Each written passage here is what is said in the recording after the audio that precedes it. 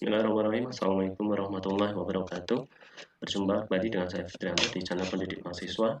Pembahasan kali ini di video saya melanjutkan apa yang sudah saya jelaskan di video sebelumnya, masih terkait dengan mekanisme pasar.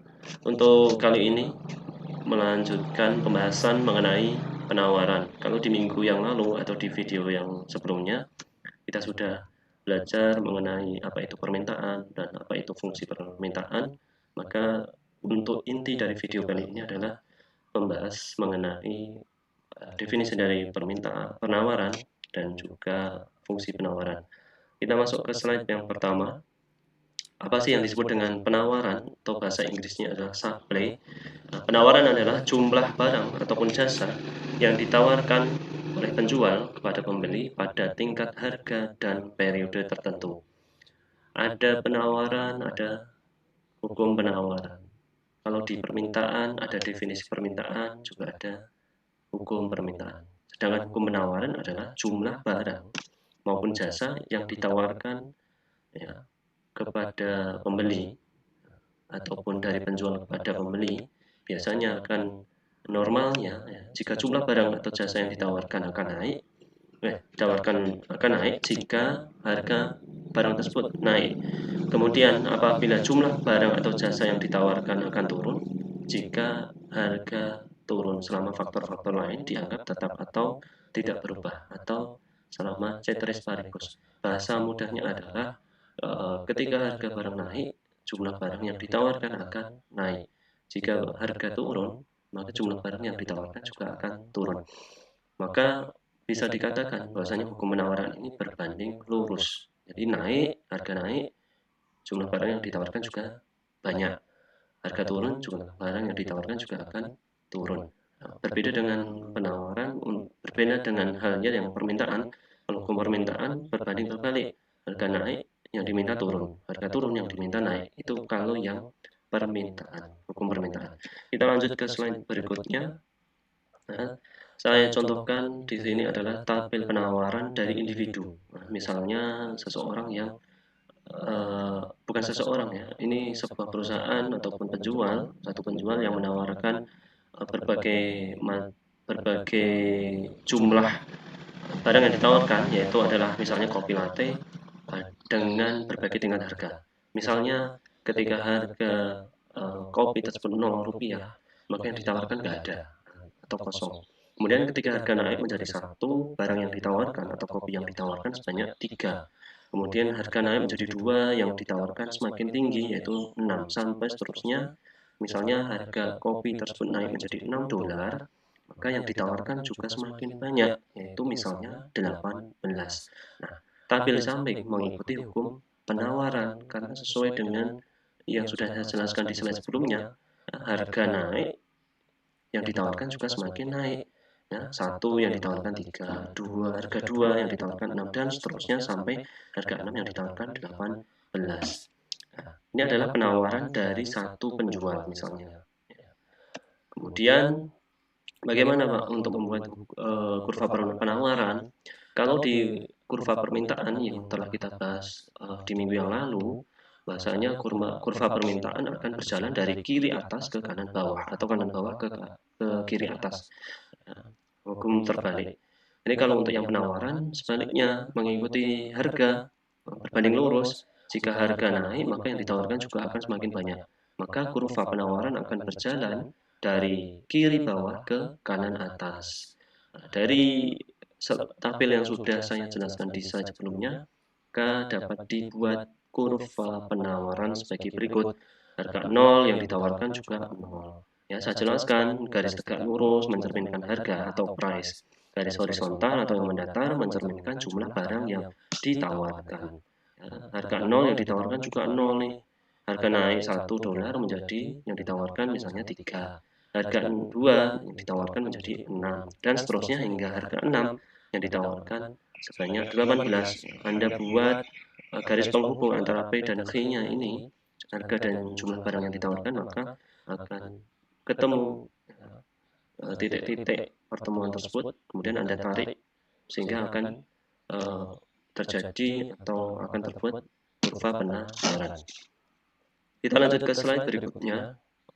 Bagaimana Pak kalau semisal jumlah barang yang ditawarkan di pasaran itu banyak ya, bukan hanya satu orang saja atau satu penjual saja yang menjual atau bukan hanya satu jenis saja, melainkan banyak banget ya. Nah, lebih dari satu. Ini saya contohkan misalnya penjual kopi robusta dan kopi arabica. Nah, ini yang disebut dengan penawaran pasar. Definisinya adalah penawaran pasar merupakan jumlah barang yang ditawarkan di pasar adalah jumlah yang ditawarkan oleh seluruh penjual. Misalnya lebih dari satu bisa disebut dengan penawaran pasar pada setiap harga tertentu. Misal di sini ada penjual robusta dan arabica. Ya, ketika harganya tadi ya sama ya, misalnya seperti yang di slide sebelumnya dari $0 hingga $6. Ketika harga 0, maka dari robusta dan arabica tidak ada yang ditawarkan. Ya, alias nggak ada barangnya. Kemudian ketika harga naik menjadi $1, penjual kopi robusta akan menawarkan sebanyak 3. Kemudian arabica akan menjual sebanyak 2. Ketika harga yang naik menjadi $2, maka yang ditawarkan semakin banyak. Untuk robusta akan menjadi 6, arabica akan menjadi 4, dan seterusnya. Mengikuti hukum penawaran. Semakin tinggi harga, semakin banyak barang yang ditawarkan sampai harga $6 di sini misalnya. $6, robusta menawarkan 18, dan arabica menawarkan 12. Gabungan antara robusta dan arabica, jumlah barang yang dijual akan membentuk market quantity of supply atau penawaran jumlah barang yang ditawarkan di pasar. Sejumlah di tabel yang paling kanan ini, kolom yang paling kanan, yang warna merah di sini. Misalnya gabungan robusta dan arabica ketika harganya 1 akan membentuk sejumlah jumlah barang 5. Ketika harga 2 akan membentuk jumlah barang yang ditawarkan sebanyak 10, dan seterusnya. Ketika harga $6, gabungan antara robusta dan arabica akan menghasilkan barang yang ditawarkan sejumlah 30 yang ada di pasaran. Ini yang disebut market quantity of supply, jumlah barang yang ditawarkan di pasar atau penawaran pasar. Kurvanya bagaimana Pak? Gabungan antara robusta dan arabica akan membentuk kurva juga. Kurvanya sama, kurva penawaran, bergerak dari kiri atas ke kanan, ke kiri bawah, bergerak dari kiri bawah ke kanan atas, seperti yang sudah saya jelaskan di slide sebelumnya. Kalau di slide sebelumnya kurvanya adalah kurva individu atau satu penjual misalnya. Untuk yang slide ini misalnya adalah kurva penawaran pasar, penjualnya lebih dari satu, misalnya tadi robusta dan arabica digabung, hasilnya berapa tadi ya? Yang satu jumlahnya, ketika harga 1 jumlahnya 5 ya. Harga 1 jumlahnya yang ditawarkan 5. Kemudian ketika harga 2 yang ditawarkan 10, dan seterusnya. Ketika harga 6 yang ditawarkan 30. Akan membentuk kurva penawaran bergerak dari kiri bawah ke kanan atas. Saya kira cukup mudah untuk membuat kurva penawaran pasar ya, dari contoh yang saya jelaskan di sini. Lalu bagaimana Pak? Apakah di kurva penawaran juga ada pergerakannya? Sama seperti halnya di permintaan, di kurva permintaan, maka sama halnya di kurva penawaran juga ada pergerakan kurva. Nah, apa saja sih yang mempengaruhinya, nanti akan kita bahas. Kita bahas dulu definisi dari kurva penawaran. Menunjukkan bagaimana harga mempengaruhi kuantitas, bagaimana harga P, ya, price, ya, mempengaruhi kuantitas atau jumlah atau Q ya, yang ditawarkan. Jika hal-hal lain dianggap sama atau tetap atau tidak berubah atau ceteris paribus. Perubahannya menggeser kurva S bisa ke kiri, bisa ke kanan, seperti halnya yang di permintaan. Kita lanjut, salah satu faktornya yang membuat kurva itu bergerak, kurva penawaran bergerak, bagaimana Pak? Salah satu faktornya adalah harga input, harga kulaan lah ya, bahasa gampangnya, bahasa mudahnya, harga kulaan dari penjual ini akan mempengaruhi jumlah barang yang ditawarkan. Misalkan harga dari penjual kopi ya, kita masih contoh kopi tadi ya, kopi latte. Kopi latte adalah bahan bakunya adalah susu salah satunya. Misalkan harga bahan baku dari pembuatan kopi latte yaitu susu adalah harganya turun, maka pada setiap harga jumlah latte yang akan ditawarkan akan meningkat karena harga kulaannya, harga bahan pokoknya itu turun, maka si penjual, mumpung nih harganya murah, maka kopi eh, yang ditawarkan, yang dijual akan eh, yang yang dijual ya, bukan harga harga kopi latenya, melainkan harga bahan bakunya, yaitu akan semakin banyak. Harga kulaannya, harga bahan bakunya susu turun, maka jumlah produksi yang ditawarkan oleh penjual kopi latte tersebut juga akan naik ya. Loh Pak, katanya tadi kalau harga naik, penawaran akan naik, harga turun, penawaran juga turun. Nah, ini benar, tapi bukan masalah harga kopi latte-nya ya, yaitu harga susunya, harga harga bahan bakunya. Misalnya Anda sebagai penjual ini coklat lah ya. Ketika harga kulaan coklat, maka ketika Anda menjual coklat, ketika harga coklat, bahan baku coklat itu turun, maka jumlah yang Anda jual juga akan banyak ya, bukan harga coklat yang Anda jual, misalnya es krim bahan bakunya coklat nih, harga kulaan bahan baku coklatnya turun, maka jumlah yang Anda produksi untuk membuat es krim coklat juga akan naik. Begitu pula harga bahan baku untuk membuat kopi latte, yaitu adalah susu, itu turun, maka jumlah kopi latte yang Anda produksi juga akan meningkat. Seperti contoh yang gambar di kurva yang ada di slide tersebut. Kita lanjut ke pergerakan kurva penawaran. Faktor selanjutnya yang mempengaruhinya adalah yaitu teknologi. Teknologi menentukan berapa banyak input ya, yang dibutuhkan untuk menghasilkan satu unit output. Peningkatan teknologi yang menghemat biaya mempunyai dampak yang sama dengan penurunan harga input seperti yang saya jelaskan di slide sebelumnya, yaitu menggeser kurva S ke kanan. Berarti jumlah penawaran semakin banyak. Misalnya teknologinya semakin maju. Sebelumnya Anda menggunakan mesin hanya bisa memproduksi 10, tapi karena kemajuan teknologi, uh, barang yang Anda jual dengan teknologi yang baru, jumlahnya bisa menghasilkan semakin banyak, jumlah barang yang dihasilkan semakin banyak. Nah, ini akan menghasilkan jumlah penawaran yang semakin banyak karena kemajuan teknologi. Kita lanjut ke slide berikutnya, yaitu terkait masih pergerakan kurva penawaran dipengaruhi oleh ya penjual itu sendiri. Ya, jumlah penjual meningkatkan kuantitas yang ditawarkan pada setiap harga, menggeser kurva ke S ke kanan. Misalnya tadi penjualnya hanya dua, Robusta dan Arabica. Jumlah barang yang ditawarkan sekian sekian sekian. Maka ketika ada pendatang baru yang menjual kopi yang lain, misalnya menjadi 10 lah, maka jumlah barang kopi tersebut yang ada di pasaran juga akan semakin banyak. Maksud dari slide ini. Kita lanjut ke pembahasan berikutnya. Faktor yang mempengaruhi pergerakan kurva penawaran yaitu ekspektasi, harapan di masa depan. Misalnya peristiwa di Timur Tengah, kan sering terjadi konflik nih. Timur Tengah banyak minyaknya. Nah, menimbulkan ekspektasi terhadap kenaikan harga minyak. Misal sebagian orang memprediksi tanggapannya ya akan naik di masa depan. Maka pemilik tambang minyak Texas sekarang mengurangi pasokan. Karena apa? Ya, karena terjadi konflik, biasanya nih harganya akan naik dalam beberapa waktu nih ke depan.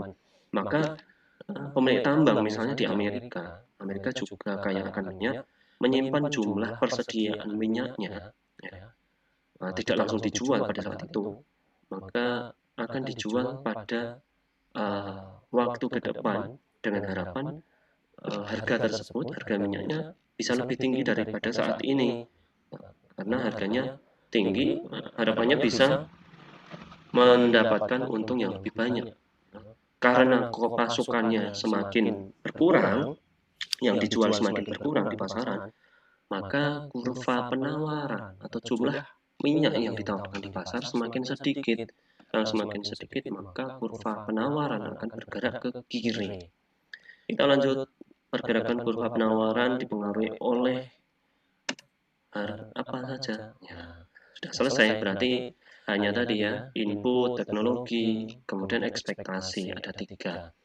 Kita lanjut ke pembahasan terkait dengan fungsi penawaran. Di pembahasan di minggu lalu atau di video sebelumnya, sudah saya jelaskan terkait fungsi permintaan.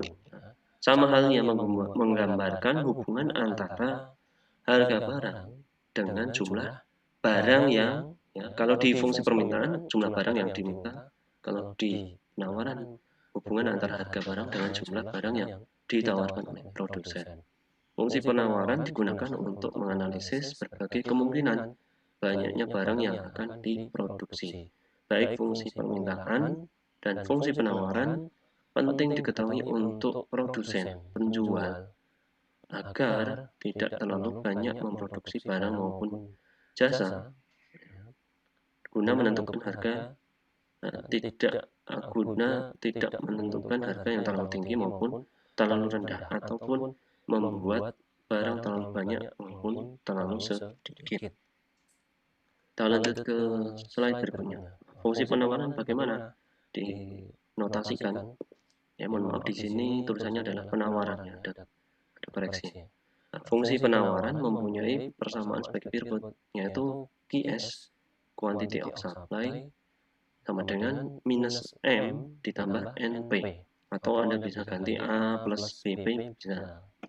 Nah, keterangannya adalah P adalah harga, price, quantity of supply, atau QS adalah jumlah barang yang ditawarkan. M adalah konstanta, biasanya selalu bernilai negatif, dan N adalah koefisien. Sama halnya untuk mendapatkan persamaannya, maka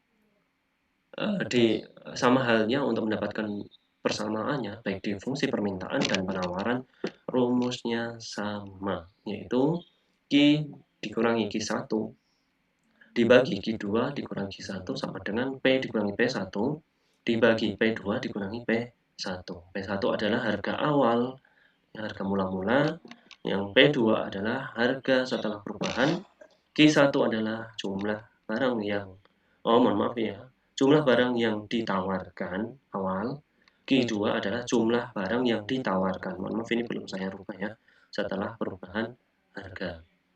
Kemudian saya contohkan misalnya untuk membuat fungsi penawaran. Bagaimana Pak? Misalnya pada saat harga barang X adalah 5, jumlah yang ditawarkan adalah 5. Nah, ketika naik menjadi 15 rupiah, maka jumlah yang ditawarkan menjadi 55 unit. Ya, buatlah fungsi penawarannya. Dari soal tersebut sudah memenuhi kaidah hukum penawaran. Ketika harga naik, jumlah barang yang ditawarkan juga semakin banyak, semakin meningkat. Penyelesaian, nah teman-teman ditulis dulu ya, apa yang diketahui ya biar tidak salah. P1 harga awal 5, jumlah barang yang ditawarkan adalah 5, ditulis dulu biar tidak salah. Kemudian P2 harga setelah naik ataupun turun ya. Nah, contoh di sini adalah naik menjadi 15, barang ditawarkan menjadi 55 misalnya. Rumusnya, teman-teman jangan sampai lupa ditulis Q min Q1 dibagi Q2 min Q1 sama dengan P dikurangi P1 dibagi P2 min P1.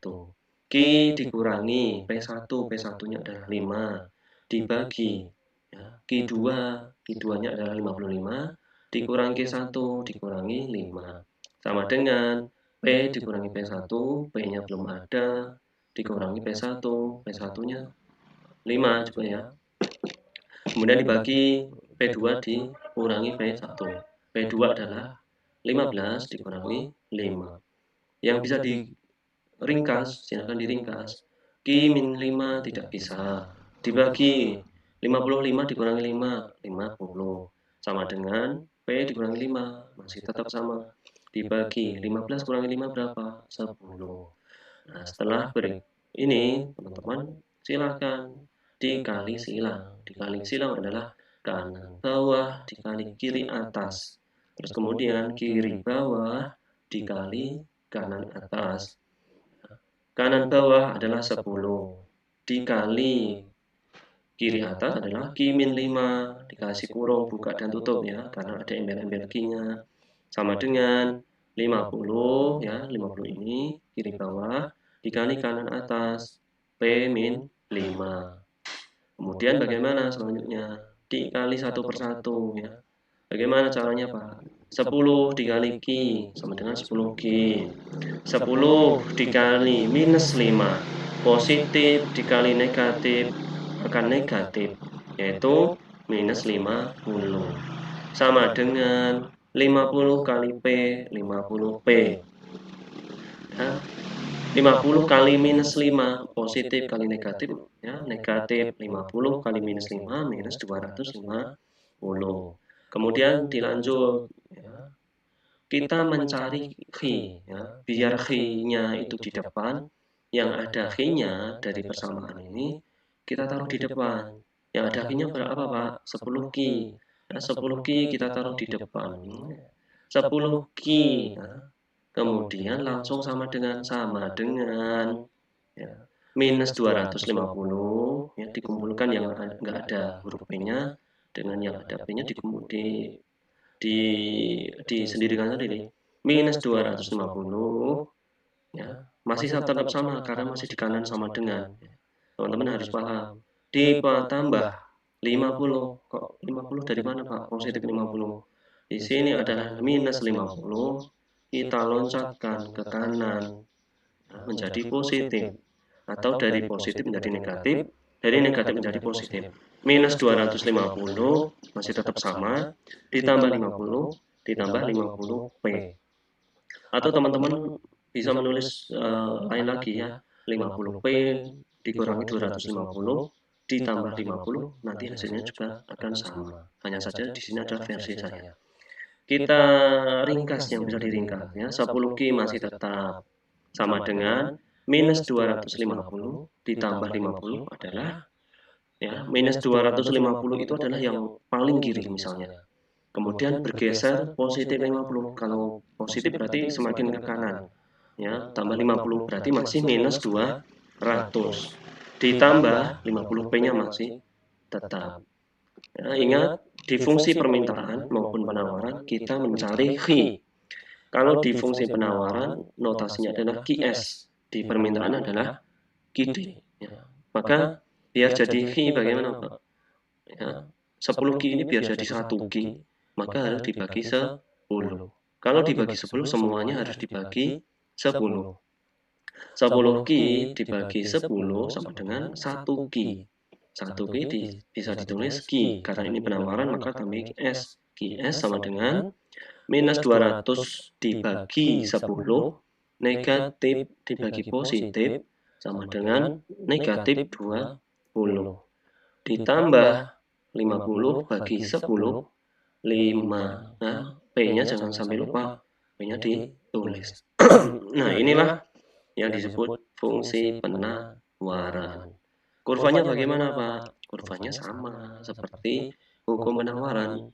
Ya, seperti yang sudah saya jelaskan di beberapa slide yang tadi. Harganya garis tegak lurus. Kemudian ke kanan garis jumlah barang yang ditawarkan. Harga 5 yang ditawarkan 5. Harga 15 yang ditawarkan 55. Dihubungkan antara P dan Q masing-masing tersebut, maka akan didapat garis kiri bawah sampai ke kanan atas. Maka ditulis S di sini adalah supply, jumlah barang yang ditawarkan. Fungsi penawarannya Anda tulis minus 20 plus 5P. Ini sudah selesai untuk fungsi penawarannya. Kemudian bagaimana, Pak, selanjutnya? Selanjutnya saya kasih contoh lagi ya. Keseimbangannya tidak akan saya jelaskan sekarang. Kita masuk ke contoh soal. Latihan soal. Ya, ini yang permintaan. Penawaran. Yang permintaannya. Nah, ini contoh soal penawaran. Pada saat harga barang X adalah 40, jumlah barang yang ditawarkan adalah 10. Ya, harga naik menjadi 60, barang yang ditawarkan menjadi mohon maaf. Pada saat harga barang 40, jumlah yang ditawarkan 10 unit. Dan ketika barang tersebut menjadi, loh kok ini mah yang ditawarkan mah 40 ya. Ini mohon maaf soalnya agak salah ini. Oh, ini ada error ini. Bentar. P1, Q1, P1. Oh, ini mohon maaf.